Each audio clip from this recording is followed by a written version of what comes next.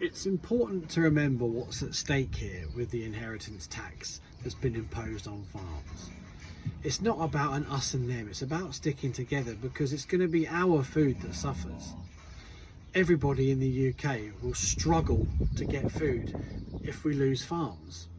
Farmers have worked with the government for years, and yes, we have in the past got subsidies, but it's been the same as you paying someone to do a job. We get paid to do jobs for the government more often than not to stop growing food and to grow plants that are more ecologically friendly and things like that. But more than the inheritance tax, farms are really struggling because it's not a level playing field at the moment.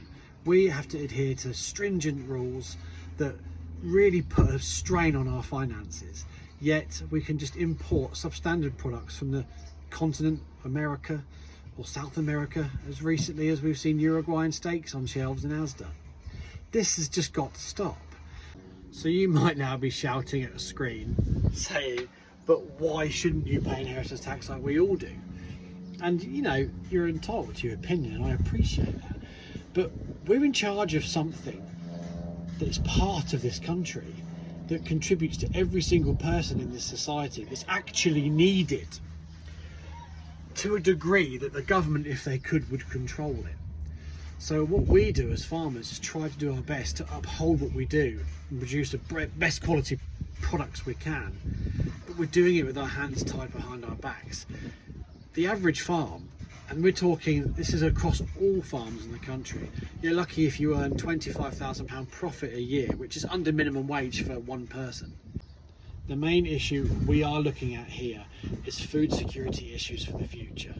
Even with the 10-year plan to pay this tax bill for farms, the annual payments for the even small farms will come to more than the profit made on a farm each year, meaning farms will have to sell either pieces or all of their farm just to pay the bill. This will put farms at risk.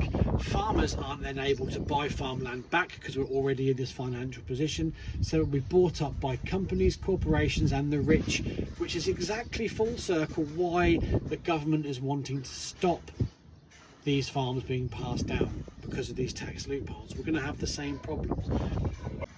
We run the risk of food being scarce and food prices rising, and that's out of our control. And we're only one Ukraine war away from shortages or problems with supply.